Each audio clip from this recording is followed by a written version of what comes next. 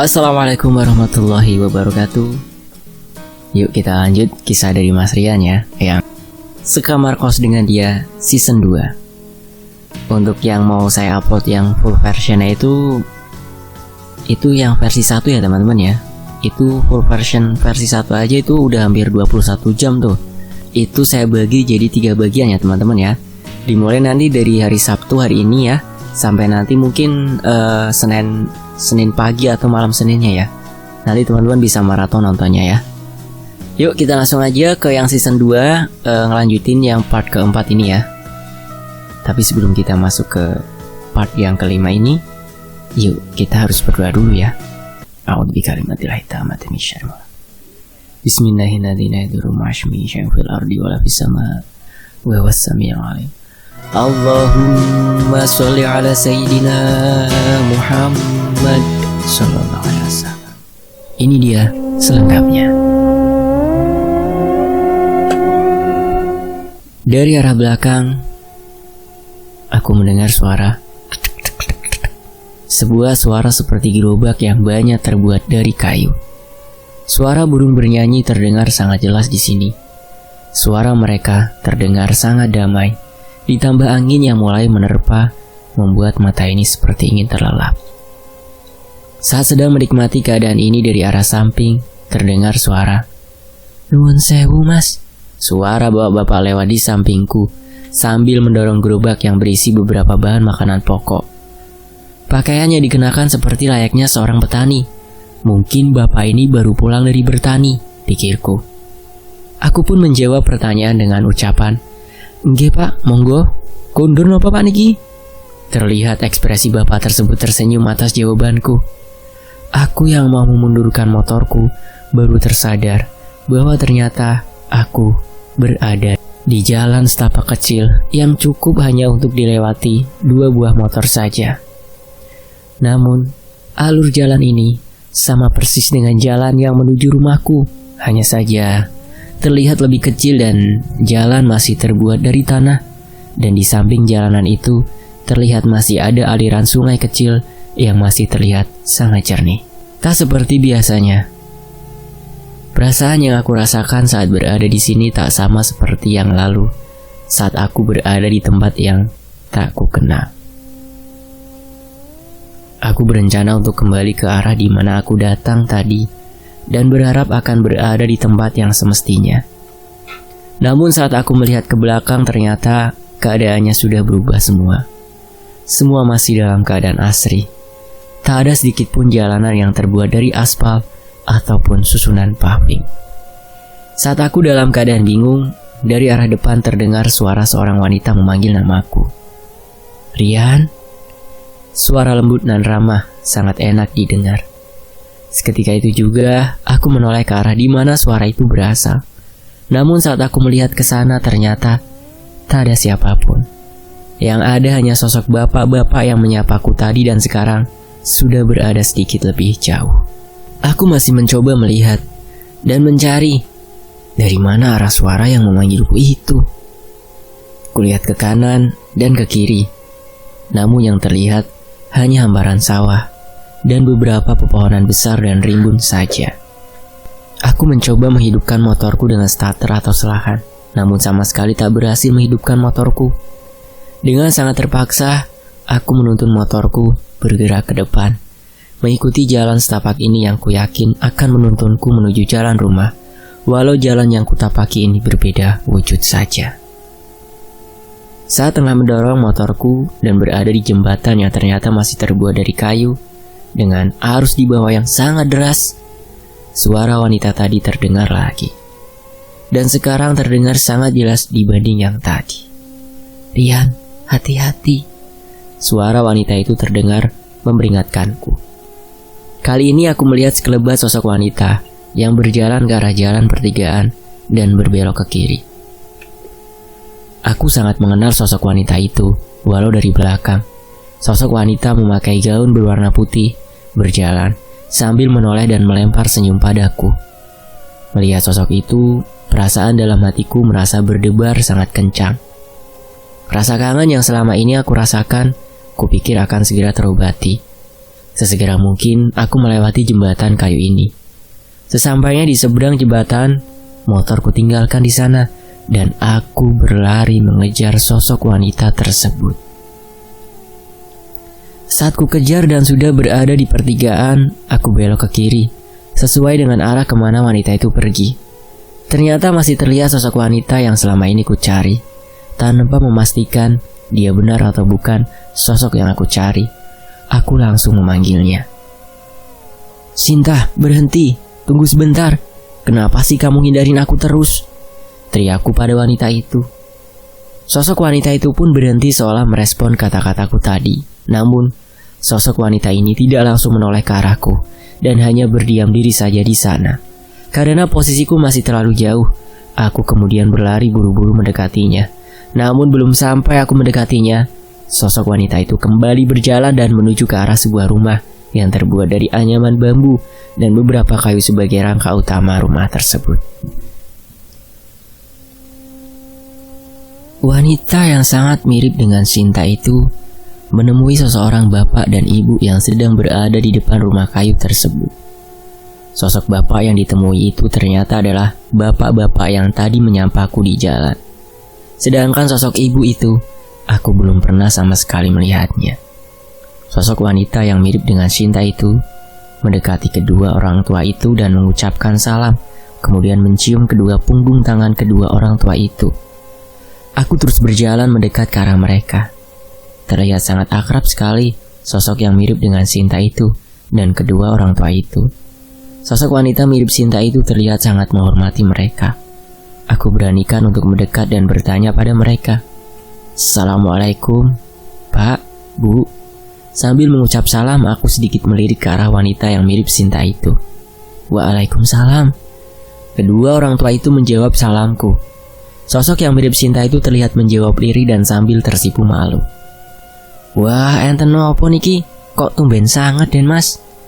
tanya bapak itu. Aku pun menjawab, "Mboten pak, kulo namung pingin ngertos nopo mbak niki putra panjenengan pak." Dan istri dari bapak itu pun menjawab, "Iyalah pak, mbok diajak duduk di sini loh pak. Mosok ngobrol nang ngarep kono."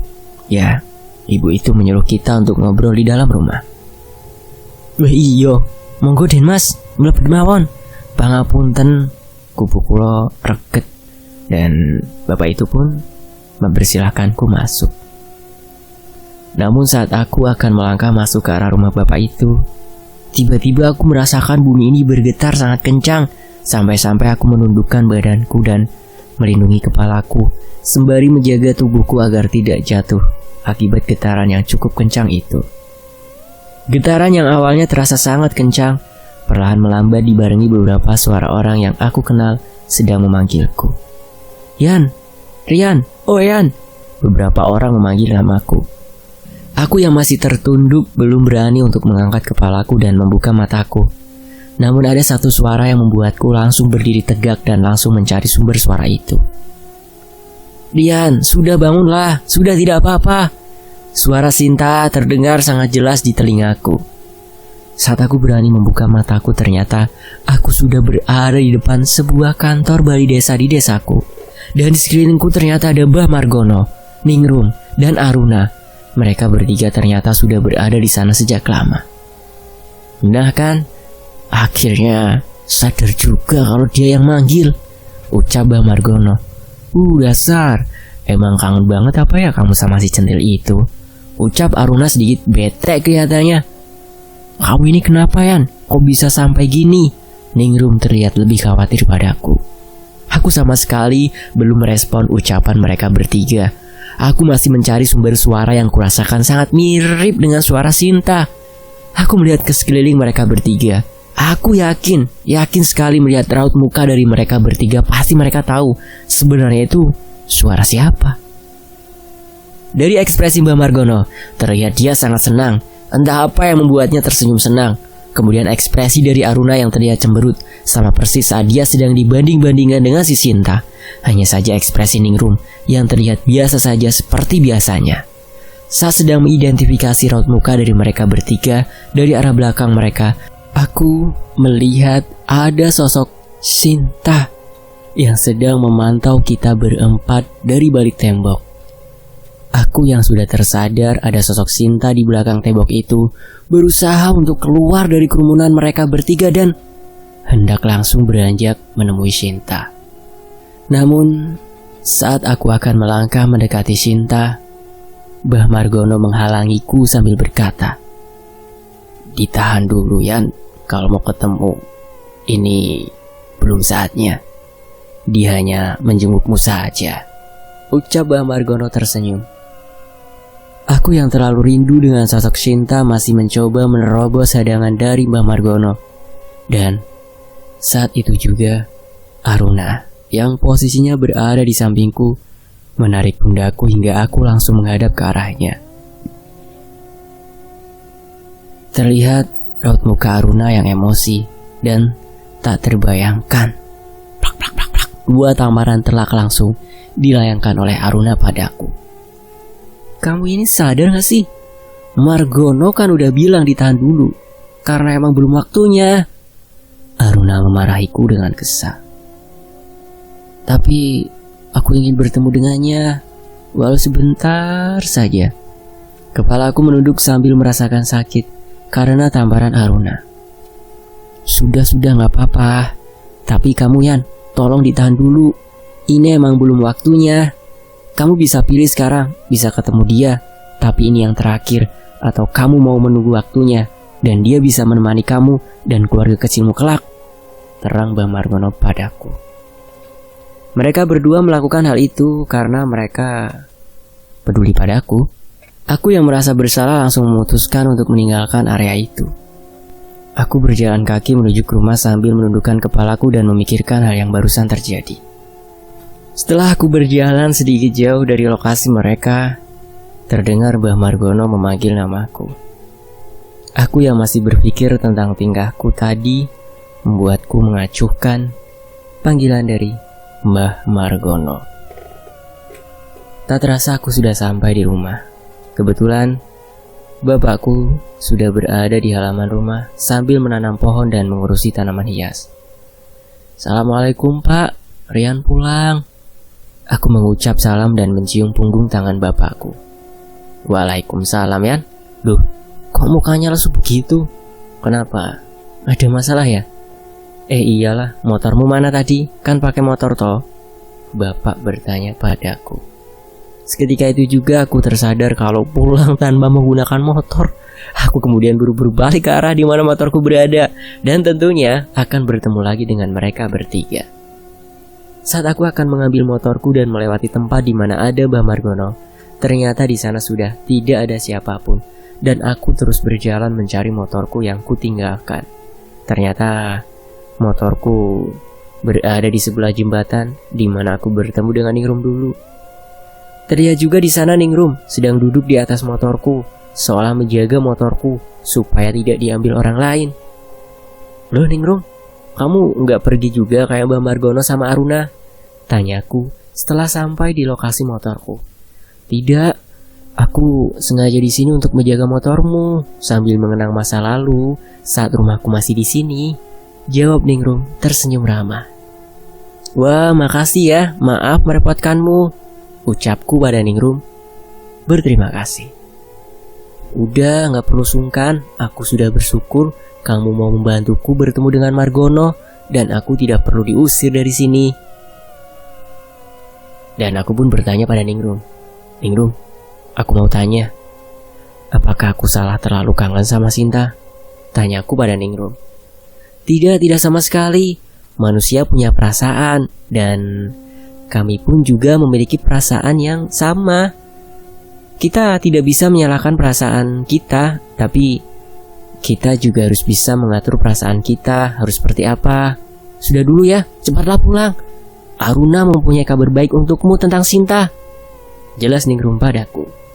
Mendengar Ningrum berkata demikian, aku pun bergegas menghidupkan motorku dan tancap gas. Sehingga ceritaku sampailah di rumah dan segera masuk ke kamarku untuk berganti pakaian. Aku melepas seragam kerjaku dan berganti menggunakan pakaian yang lebih santai. Dan saat sedang berganti pakaian, aku dikagetkan oleh suara Aruna dari belakangku. Dasar mentang-mentang udah kerja, terus perutmu gak diurusin gitu. Udah mirip orang hamil seperti itu, ejek Aruna dari belakangku. Ish, kamu ini biasaan banget sama persis kayak Sinta. Suka muncul sembarangan. Untung udah pakai semua, kalau belum keenakan di kamu tahu. Pusaka legenda aku bisa kelihatan sama kamu, protesku pada Aruna. Alah, pusaka buri gitu, ejek Aruna tentang pusakaku. Oh, kamu belum pernah merasakan pusaka aku sih. Jawabku dengan bercanda. Ih, ogah banget, gak level ya, jawabnya malu-malu. Iya, kamu katanya punya kabar buatku tentang Sinta. Emang ada apa? Tanyaku tentang kabar dari Ningrum. Ada 2 hal yang dia sampaikan. Pertama, kita semua akan mendapat masalah lagi, bahkan yang lebih besar dari yang kemarin saat kita ada urusan dengan Anggi. Dan yang kedua, dalam waktu dekat Sinta mau menemuimu. Tapi, jawab Aruna setengah-setengah. Tapi apaan? Jangan bikin penasaran dong, desakku padanya tanpa mempedulikan poin yang pertama.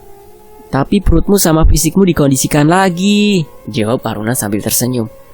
Aku hanya menjawab perkataan Aruna dengan senyuman saja. Lalu kemudian aku keluar membantu orang tuaku melakukan aktivitas di sore hari. Singkat cerita, akhirnya aku keluar dari pekerjaan lamaku. Dan di hari ini, aku baru saja melakukan acara perpisahan guru dan staf di tempat kerjaku untuk melepaskan kepergianku dari pekerjaan ini. Banyak yang berpesan padaku untuk sering-sering mampir lagi ke sini kalau sedang lewat atau emang menyempatkan untuk mampir sekedar main saja. Setelah acara perpisahan itu, aku langsung pulang. Dan kebetulan sekali, cuaca hari ini sedang turun hujan. Langit saat aku berangkat untuk pulang masih berwarna abu-abu yang menunjukkan curah hujan tidak akan begitu lebat dan bahkan akan segera reda. Walaupun begitu, aku tetap menyiapkan diriku untuk menggunakan mantel atau jas hujan supaya aman saat di perjalanan pulang nanti. Aku pun menyalakan motorku dan segera keluar dari area parkir sepeda motor sekolah. Sesampainya di depan gerbang sekolahan, aku dihadang oleh beberapa siswi dan menyuruhku untuk berhenti. "Parian, kenapa sih keluar dari kerjaan ini?" tanya salah satu siswi padaku. "Iya pak, kenapa sih? Kan jadi gak seru lagi kalau waktu istirahat gak bisa bercanda sama Parian lagi," siswi yang lain menambahi. "Enggak apa-apa, soalnya bapak lagi ada perlu kerja di luar kota, bantu orang tua. Makanya mau gak mau bapak harus ngikutin orang tua dulu," jawabku membuat alasan. "Ya kenapa harus bapak sih? Kan katanya Parian punya kakak. Kan bisa dia saja pak," protes salah satu siswi lagi. "Loh, kalau kakak bapak kan udah ada keluarga, jadi gak mungkin kalau seperti itu." "Sudah ya, bapak pulang dulu. Kapan-kapan bapak mampir lagi kok kesini. Nanti kalau bapak mau kesini bakal ngabarin Mbak Andri. Tenang aja, oke? Udah ya, dadah. Sekolah yang bener," ucapku mengusaikan pembicaraan ini. Aku kemudian melanjutkan ke perjalanan pulangku. Hujan yang awalnya rintik-rintik syahdu bisa dinikmati, perlahan mulai bertambah curah hujannya. Aku mampir di sebuah pet shop untuk membelikan beberapa keperluan kucingku, Moe. Di lain pakan Moe yang sudah mulai menipis, beberapa vitamin dan barang perawatan seperti gunting kuku kucing, sisir kucing, juga aku membelikannya. Seusai membelikan beberapa perlengkapan yang dibutuhkan oleh Moe, aku berencana untuk langsung pulang ke rumah. Dan ternyata, hujan yang awalnya sedang kini bertambah lebat. Ditambah awan hitam pekat dan ada hembusan angin yang lumayan kencang. Aku tetap memaksakan untuk pulang saja dengan bermodalkan mantel atau jas hujan. Namun, dalam perjalanan tetap aku mengatur kecepatanku agar tidak melebihi batas kecepatan, supaya jika terjadi sesuatu bisa lebih diminimalisir. Jika kalian masih mengingat Vita, kebetulan tempat kerjaku itu melewati depan rumahnya, baik berangkat maupun pulangnya. Dan kalau tak salah dulu pernah aku ceritakan kalau jalan ini sedikit angker, yang dulu pernah aku ceritakan kepalaku terasa sakit saat melewatinya dan membuat motorku juga ikut berhenti, tak bisa dijalankan lagi. Nah, pada saat seperti ini aku mulai sedikit takut. Di lain karena hujan yang sangat deras, Lalu lintas yang terpantau sangat padat karena bertepatan dengan jam pulang sekolah dan jam pulang kantor. Ditambah lagi kaca helm yang selalu berkabut karena udara di dalam helm lebih hangat dari yang di luar, membuat diriku sedikit kesusahan untuk melihat dengan jelas ke arah depan. Hampir seperti Sinta, Aruna ini juga sering memperingatkanku untuk terus hati-hati apabila aku melewati jalan yang mereka pikir sedikit rawan saat aku lewati. Aku pun melewati rumah Vita, di mana saat melewati jalan di sana, aku masih merasakan sedikit kengerian di sana. Namun, yang akan menjadi masalah bukanlah di daerah sekitar rumah Vita ini, melainkan masih beberapa meter ke depan lagi. Aku pikir sudah aman untuk dilewati, namun Aruna yang sejak tadi sebelum melewati rumah Vita, dia sudah berada di belakang motorku, terus memperingatkanku untuk terus berhati-hati lagi. Aku melewati sebuah sekolah dasar yang sangat dekat dengan dua jembatan. Jembatan sebelah kiri untuk melaju kendaraan dari arah timur atau arah diriku datang, dan jembatan sebelah kiri untuk melaju kendaraan dari arah barat, arah berlawanan denganku. Aruna sudah memperingatkanku untuk sangat berhati-hati di sini. Jangan sampai aku lengah sedikit pun, harus tetap waspada dengan sekelilingku.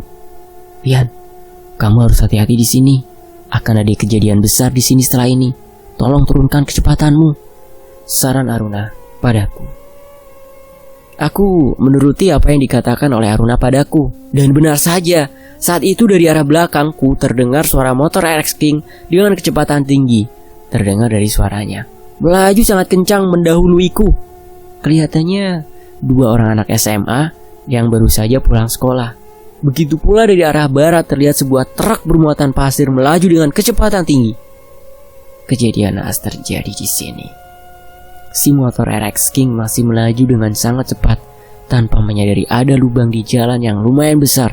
Yang jelas saja si pengendara RX King tak sanggup untuk menghindari lubang itu dan terpaksa harus membanting motornya berbelok ke arah kanan. Karena di arah kiri kebetulan juga ada angkutan yang sedang berhenti menurunkan penumpang. Motor RX King akhirnya oleng ke arah kanan dan langsung diterima oleh truk bermuatan pasir yang melaju kencang juga tanpa bisa menghindar lagi.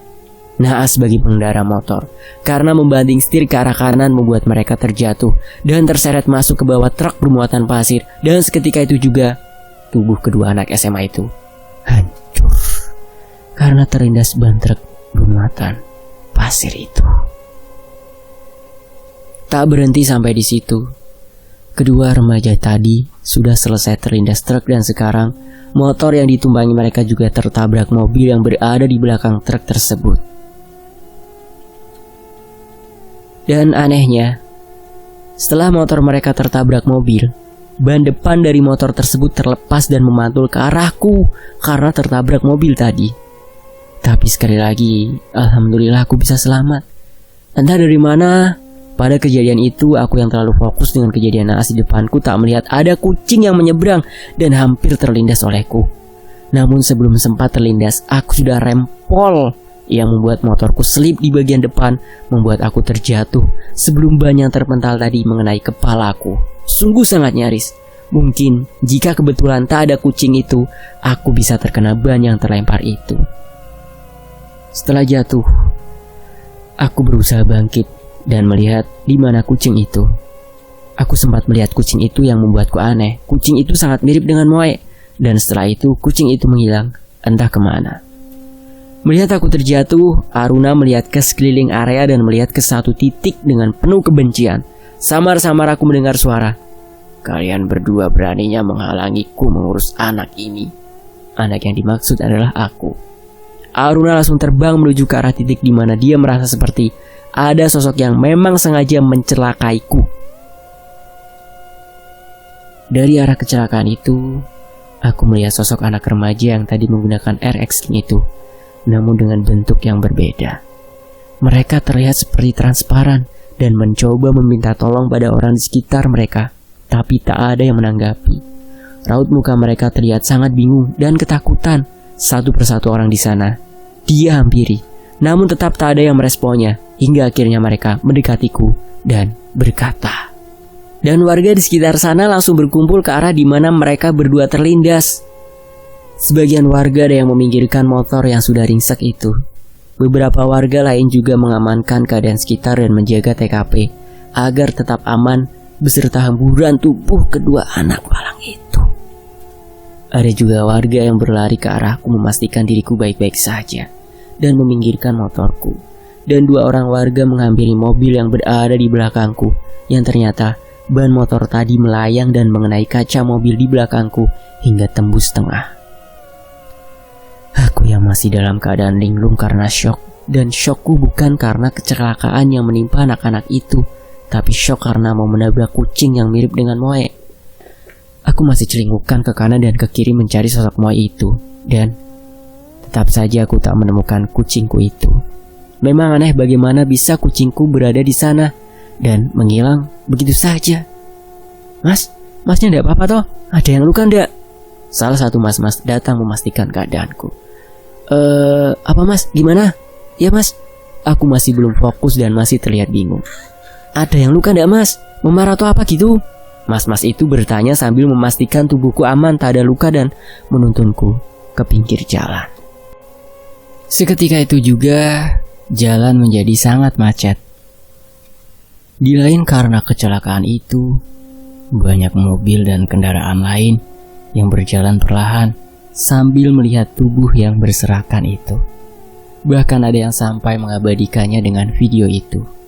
Setelah aku sampai di pinggir jalan, ada satu warga memberiku minuman dan menyuruhku untuk sesantai mungkin dan jangan melihat ke arah TKP terlebih dahulu.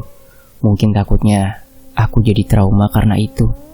Saat aku sedang berada di pinggir jalan, sosok anak yang menjadi korban tabrakan itu mendekatiku dengan tubuh yang terlihat transparan dan berkata padaku, Mas bisa lihat aku kan? Mas, tolong bantu mas. Tolong satuin tubuhku lagi dengan bawaku ke rumah sakit mas. Sosok salah satu anak yang terlindas itu meminta tolong padaku. Mas, tolong kami. Kami masih ingin ketemu orang tua kami mas. Tolong mas. Kembali salah satu dari sosok anak itu memintaku untuk menolong mereka. Bagaimana bisa aku menolong mereka? Sedangkan mereka sebenarnya sudah mati karena tertabrak truk dan tubuh mereka hancur lebur berantakan tak beraturan seperti itu. Bagaimana aku bisa menghidupkan mereka lagi? Di sisi lain, dari arah pohon yang rimbun, ada sosok wanita berjubah hitam melesat keluar dari area pohon itu dan kemudian diikuti Aruna yang terbang mengejar sosok wanita itu. Dan di saat aku sedang melihat Aruna, kedua sosok anak yang tertabrak ini terus memintaku untuk membantunya. Tanganku terus digenggam kedua anak tersebut yang terasa sangat dingin. Aku berdiri dari posisi dudukku dan melihat ke arah TKP. Melihat beberapa orang mulai memberikan jalan karena akan ada mobil polisi dan mobil ambulan yang datang ke sana. Para petugas mulai turun dari mobil dinas mereka. Polisi mulai melakukan olah TKP, menghitung perkiraan kecepatan motor saat menabrak dan kecepatan truk juga, guna untuk melihat siapa yang salah dan siapa yang benar. Para petugas medis akan melakukan evakuasi jenazah setelah polisi selesai dengan identifikasi dasarnya. Setelah polisi selesai mengidentifikasi kejadian, petugas medis meminta para warga sekitar untuk membantu mengevakuasi jenazah yang masih tersisa di bawah truk. Sedangkan organ tubuh yang berhamburan dan sudah tak berbentuk, para warga terlihat enggan untuk membantu memungutnya. Bahkan sampai polisi dan petugas medis meminta mereka untuk membantu, namun masih saja mereka menolak karena alasan tidak kuat dan beberapa malah ada yang muntah. Saat ada warga yang berani membantu, ada salah satu orang pengendara motor yang bersedia membantu mengumpulkan organ yang berserakan itu. Sudah Pak, ayo di sini saya bantu mengumpulkan organ korban. Kasihan kalau terlalu lama dibiarkan seperti ini. Pengendara itu menawarkan diri. Pengendara yang menawarkan diri itu kemudian menaruh helmnya di motornya dan langsung bersiap mengambil organ-organ yang berhamburan itu dengan tangannya. Ternyata sosok pengendara yang membantu itu adalah teman sekampungku yang bernama Yayo. Mengetahui dia yang membantu, aku kemudian mendekatinya dan ikut membantunya juga. Loh Yan, kamu toh, kok kebetulan banget? Tanya Yayo padaku. Iya nih Yo, tadi hampir aja aku jadi korban juga karena ban motor ini lepas dan melayang ke arahku. Untung gak kena, balasku padanya. Ya udah, ayo Yan, bantu ini, kumpulin aja. Masukin ke kantong kresek itu. Udah kamu buka kantong kresek itu lebar-lebar, biar aku yang ngumpulin ini daging. Instruksinya padaku. Yayo pun mulai meraup bagian-bagian organ yang berceceran itu dan masih mengeluarkan darah segar itu dengan tangannya. Saat mengambil organ-organ itu, dia sepertinya juga ketakutan. Terdengar dari perkataannya saat mengumpulkan organ itu. Maaf ya mbak, ini saya cuma bantu. Kalau sakit tolong ditahan dulu ya mbak, ucap Yayo lirih. Aku yang mendengar perkataannya hanya bisa berkata, ngawur, ini korbannya masih muda loh. Jawabku menegur. Halah udah biarin, yang penting ini cepet beres. Aku udah gak tahan sebenarnya, ucapnya sedikit ngomel. Singkat cerita, setelah kejadian itu selesai, aku langsung pergi melanjutkan perjalananku untuk pulang dengan motor. Dan badanku yang penuh dengan lecet-lecet pasti akan menjadi pertanyaan orang tuaku saat aku sampai di rumah nanti. Dan sesampainya di rumah, benar saja, terlihat bapak dan nenek Lasmi menunggu di depan teras dengan perasaan cemas yang pasti tak lain dan tak bukan karena laporan dari Aruna. Oh iya, tadi aku tak tahu setelah kejadian itu Aruna mengejar sosok itu lalu bagaimana. Tapi yang jelas di rumah saat itu dia sama sekali tak nampak.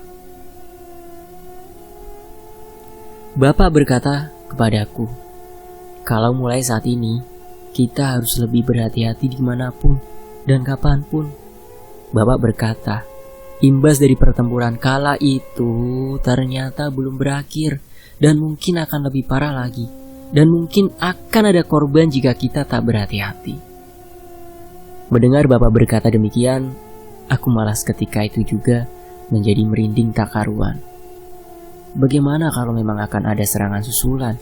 Karena kita dulu mencampuri urusan orang lain. Aku berkata, di mana Aruna saat ini? Tapi Bapak sama sekali tak menjawab dan hanya menyuruhku masuk ke rumah dan bebersih diri. Dengan raut muka Bapak yang sangat kaku, tak seperti biasanya. Singkat cerita, setelah kejadian itu, aku sudah bekerja di tempat kerjaku yang baru bersama Pak Alfa. Aku bekerja di sebuah toko komputer di daerah Wonosobo sebagai seorang teknisi komputer, laptop, printer, dan lain-lain. Hehehe, barangkali ada yang mau servis laptop nih, bisa di Maria. Untuk alamat Japri aja atau PM di Kaskus. Instagramnya Mas Rian juga ada. Nanti saya liatin di deskripsi ya untuk linknya ya. Untuk namanya sama dengan Kaskus akunnya ini ya, Afrian 015. Kok malah promosi sih? Oke lanjut. Aku sudah bekerja di sana selama kurang lebih 4 bulan. Sejak awal bekerja, aku hanya baru 1 kali diganggu oleh penunggu tempat itu saat sedang lamaran kerja saja. Dan selama 4 bulan ini, aku belum merasakan adanya gangguan. Alhamdulillah. Hingga sampai akhirnya saat aku diminta oleh manajer teknisiku yaitu Bang Hale. Aku diminta untuk membantunya menyelesaikan lemburan perakitan PC sebanyak 25 unit dan harus selesai besok pagi beserta instalan Windows di dalamnya dan pembeli sudah terima beres, tinggal pakai saja. Aku dan Bang Hale sebenarnya udah kenal lama sejak aku PKL dengannya yang dulu. Ya, dulu beliau sebagai pembimbingku saat PKL dan kini beliau menjadi manajerku. Jadi sudah tak perlu lagi beradaptasi dengannya karena kita cukup akrab dan sudah biasa ngobrol. Kejadian berawal setelah kita menyelesaikan rakitan PC sebanyak 15 unit. Dan jam sudah menunjukkan pukul 8 malam dan ternyata kita belum makan malam. Karena kita merasa kelaparan, kita keluar sebentar untuk mencari makan dan meninggalkan pekerjaan kita di atas meja kerja dengan semua perabotan kerja dalam keadaan mati. Yan, cari makan dulu yuk, lapar nih. Itu terusin nanti aja, tinggal 10 unit lagi kan, gampang nanti kita bagi tugas. Kamu yang rakit, aku yang install operasi sistemnya, biar lebih cepet dan bisa pulang, nggak usah nginep di sini, ucap Bang Hale padaku. Ya udah ayo sih, tapi mending ini aku siap-siapin dulu aja bang, komponennya, biar nanti tinggal pasang-pasang, ucapku sambil menata komponen hardware yang nanti akan dirakit. Ya udah, sini aku bantu biar cepat selesainya. Bang Hale mendekat dan membantu menyiapkan perangkat-perangkat yang nanti akan dirakit. Setelah mempersiapkan garapan yang nanti akan aku kerjakan dan semua alat sudah dimatikan, kita pun keluar toko untuk mencari makan. Tak lupa kita juga mengunci semua jendela dan pintu karena akan ditinggal keluar. Kita pun berkeliling kota kecil Wonosobo untuk mencari penjual makanan malam yang enak. Dan setelah kita mendapat makanan yang kita inginkan, kita pun kembali lagi ke toko untuk menyantap makanan yang sudah kita beli. Bang Hale membuka kunci pintu dan kita pun masuk ke dalam toko untuk menyantap makanan kita. Kita langsung pergi ke lantai 2 di bagian bengkel komputer karena kita merakit komputer di sana. Niat kita adalah bekerja sambil makan, jadi akan lebih menghemat waktu dan akan cepat selesai. Namun, betapa kagetnya saat kita berada di lantai 2 melihat keadaan tempat kerja kita yang awalnya kita susun rapi dan tak ada barang elektronik yang menyala, kini terlihat sangat berantakan. Semua komponen yang kita susun dan kita urutkan yang niatnya tinggal pasang, kini telah tersebar berserakan di meja dan lantai. Komputer-komputer yang sudah siap ada yang menyala, walau tanpa monitor, dan keadaan sangat berantakan. Aku dan Bang Hale masih berpikir, ini mungkin ada seseorang yang masuk alias maling dan ingin mengambil sesuatu. Tapi ada yang janggal, kenapa hanya memporak-porandakan barang saja? Tak ada satu barang pun yang hilang dari kejadian itu. Bahkan jendela atau pintu masih dalam keadaan terkunci saat kita kembali. Tak ada jejak kaki di sekitar jendela. Tak ada bekas congkelan atau apapun yang menandakan tempat ini baru saja dimasukin seseorang. Yan, gak ada satupun indikasi ada orang yang masuk tuh. Tapi kok bisa berantakan gini ya? Tanya Bang Hale padaku. Ya juga ya bang, aneh aja. Lagian, kalau maling kenapa gak ngambil barang ya? Tapi malah berantakin barang dan hidupin komputer, kan aneh. Tambahku pada Bang Hale. Atau mungkin tikus ya Yan? Kan bisa aja. Bang Hale coba menebak. Nah, itu bisa aja bang. Lah emang dulu waktu Bang Hale lembur gimana? Tanyaku padanya. Aku sih belum pernah lembur Yan, baru kali ini aja karena terpaksa garapan ini harus rampung besok kan. Mana banyak banget, terang Bang Hale. Bang Hale pun mencoba mengecek seluruh ruangan mencari dan memastikan bahwa itu emang ulah seekor tikus. Bang Hale awalnya mengecek lantai 2 di mana kita berada, namun tidak menemukan petunjuk adanya seekor tikus di sini. Aku bertugas merapikan barang-barang yang berserakan ini supaya tidak ada yang hilang. Soalnya, jika ada yang hilang, kita harus menggantinya, walau itu sengaja atau tidak sengaja. Karena Bang Hale tidak menemukan seekor tikus pun di sini, Bang Hale memutuskan untuk turun ke bawah mencari tikus. Barangkali sudah turun ke bawah dan takut menggerogoti barang dagangan yang kita jual dan membuatnya rusak. Makanya, Bang Hale turun untuk memastikannya. Saat Bang Hale sedang berada di bawah mencari tikus, aku masih terus mengumpulkan barang yang berserakan di lantai 2. Dan saat itu juga, aku mulai merasa ada gangguan dari penghuni sini. Di lantai 2, ada satu radio kuno yang sudah lama mati dan tak bisa berfungsi sama sekali. Dan saat sedang asik merapikan barang-barang yang berantakan, tiba-tiba radio kuno yang lama tak bisa dinyalakan itu ya karena rusak. Nah, pada malam itu bisa menyala dengan sendirinya dengan suara yang awalnya lirih dengan lagu zaman dulu sekali. Genjer-genjer nang kledoan pateng keler. Genjer-genjer nang kledoan pateng keler. Wah, entah lagu apa itu. Aku sama sekali tak paham. Bahkan liriknya pun aku tak mengerti artinya. Suara sember khas radio zaman dulu membuat hatiku semakin begitu ngeri. Cincin pemberian Bang Margono mulai berkedip merah. Suara dari radio itu semakin lama semakin kencang hingga cumiakan di telingaku. Tapi yang aneh, Bang Hale yang berada di bawah sama sekali tak mendengar suara ini.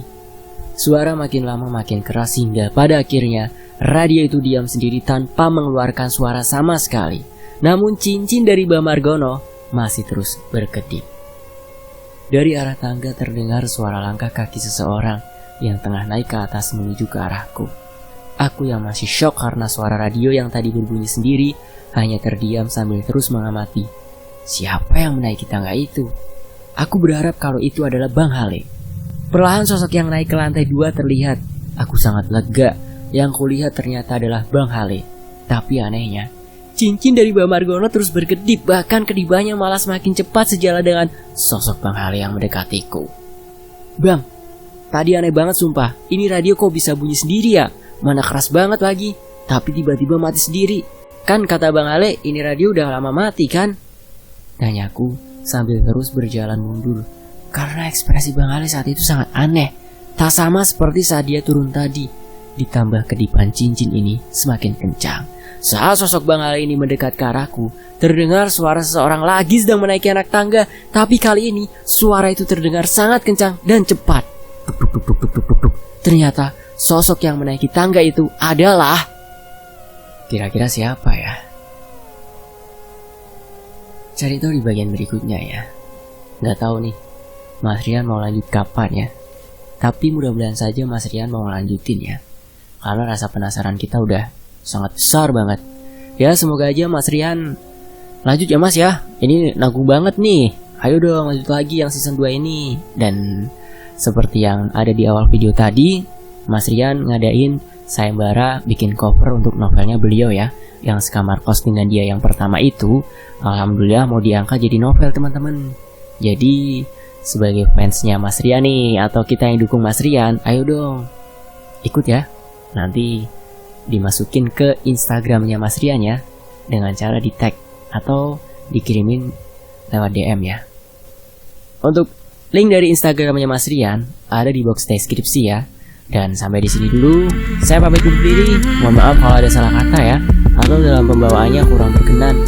Dan terima kasih Mas Rian udah mengizinkan saya untuk bawain ceritanya ya.